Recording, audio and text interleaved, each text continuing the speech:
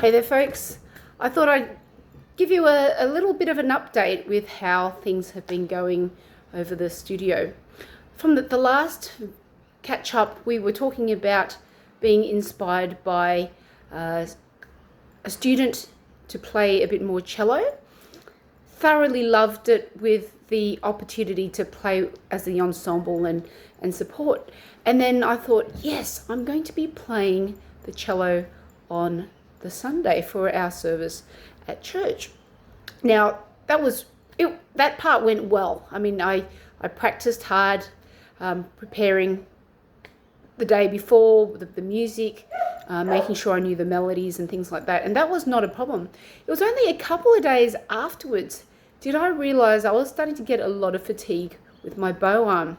Now, for those who aren't aware, with different instruments like a violin, a viola, and a cello, there are different weights and sizes of the bow.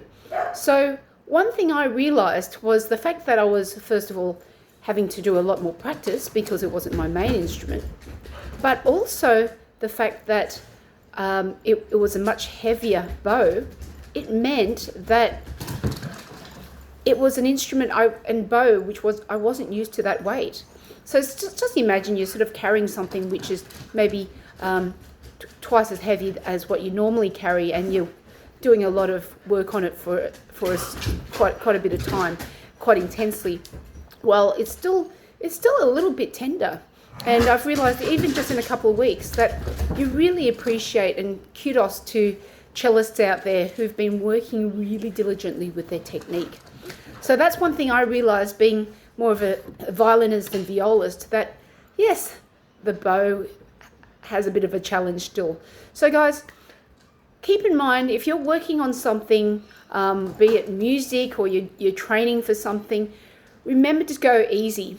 It's easy for us, even as professionals, to go gung-ho into a project, feel really good with it, and just, go with it. You're just not aware that you're feeling the fatigue because you're getting into the element and the moment of what you're doing.